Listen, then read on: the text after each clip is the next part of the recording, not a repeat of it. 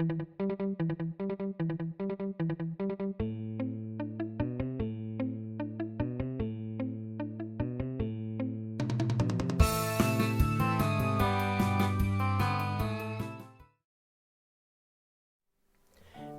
remember, both the light and the shadow are dreams, which is to say, they are not ultimate reality.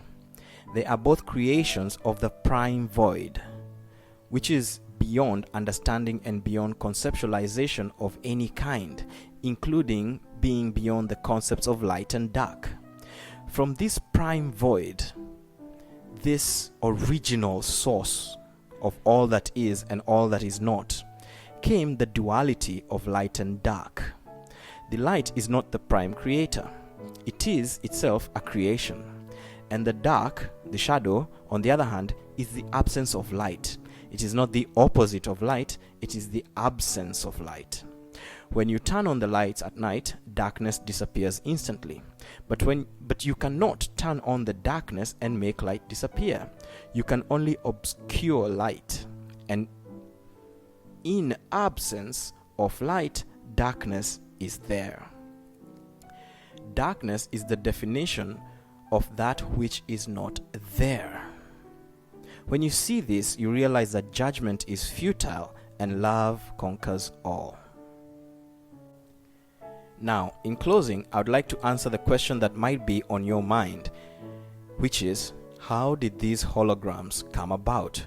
How are they created in the first place? And for that, here is an audio clip from Luhan's audiobook, whereby he tells us where he got these. What follows is my account of what happened. My earliest recollection was of a hysterical child running down the stairs of our 2-story home, yelling at the top of his lungs, "They're coming to take me! Don't let them take me!" Then bolting into my parents' room, I shouted, "They're here to take me again!" Even as a child, my own words were confusing to me. For although it seemed like this was the first incident, my body knew that they had come many times before. One of the most vivid memories I have from that initial encounter is of my father ordering me back to bed and telling me not to be ridiculous. I guess what frightened me most was not remembering leaving my bed or my room, nor arriving at the craft itself. What I do recall from this same occasion is floating down the semi-dark street on my back in mid-air, traveling backwards, watching the trees looming over the road as menacing silhouettes imprinted on the dark sky above. I saw an owl flying from one tree to another, and it frightened me to the core, for at that moment I knew I had lost all control. I was around 6 years old at the time. The next encounter took place many years later. I was in my early 30s, sleeping in an upstairs bedroom. I woke suddenly and looked out the window to see a strange light illuminating my front garden. The trees were moving as if there was a horrendous windstorm, yet everything outside of my front yard was dead still. Turning my gaze towards the sky, I saw a circular craft that was a quarter of the size of a football field. I quickly put on a shirt and a pair of pants and ran outside. When I looked up again, I saw the craft above me. What I did not understand is what I said and the corresponding feelings that went with those words. They have devastated me ever since. I was so moved that I fell to my knees with an unfamiliar exultation rippling through my body, and I found myself saying, "Please don't leave me this time. Please take me with you." It seemed then as if the bottom of the craft was opening, and I saw some kind of water vapor, a mist-like substance, emerging. Even though my neighbors were very close, there was no sound in the area, neither from them nor from the craft. I could not hear a thing, and I knew that, within close proximity of my front yard, time was still moving, while outside that perimeter, time had stopped for everybody in the environment but me. At this point, something strange occurred. A memory was taken from me.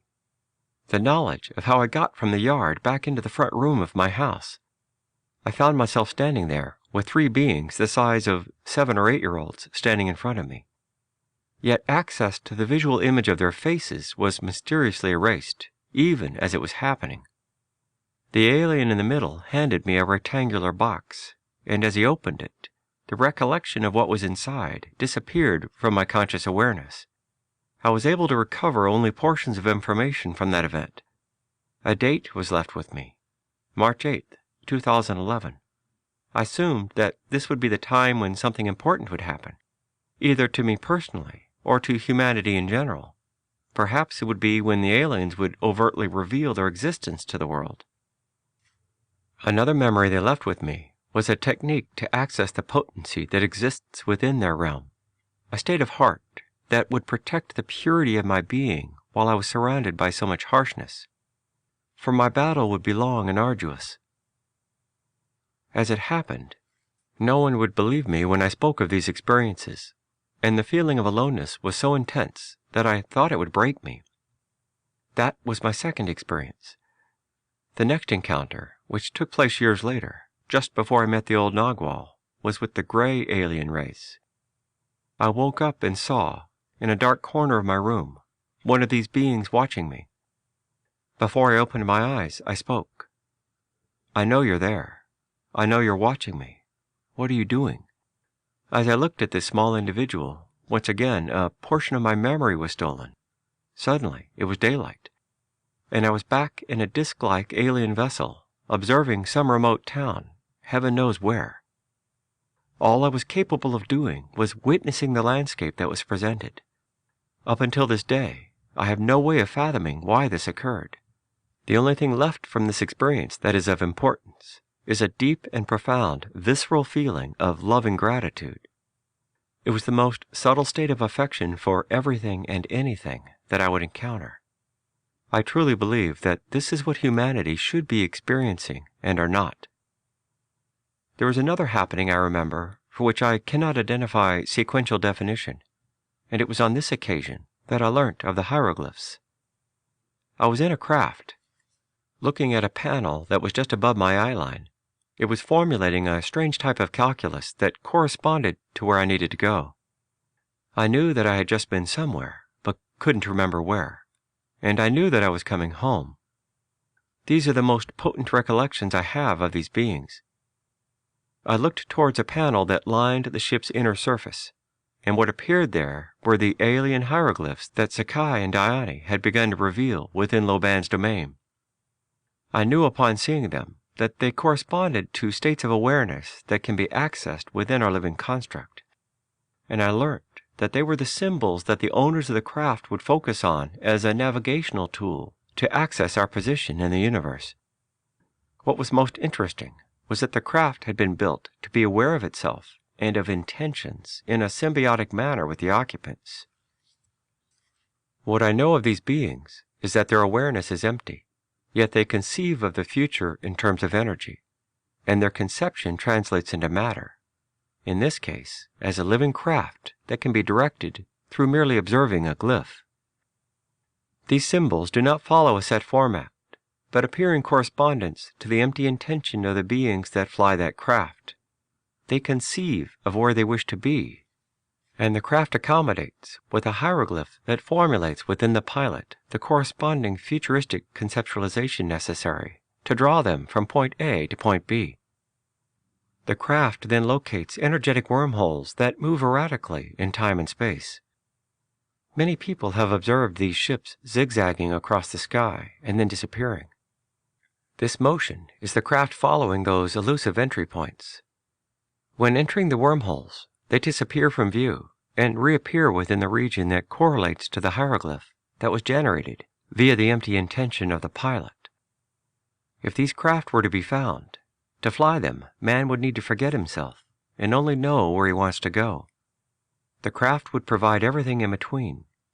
In essence, these beings are so advanced that they have created a vessel that corresponds to selfless desire, for within their awareness, desire has been foregone. Years later, I remembered that the hieroglyphs were also in the box that they had given me, along with the others I am yet to remember, connected on a light silver, metallic substance, shaped like a ruler about 3 inches wide and 10 inches long. Thank you very much. I hope that clarified some things. And if you would like to learn more about these hieroglyphs and their concepts, please get a copy of Luhan's audio or print book. Have an awesome, beautiful, and benevolent day.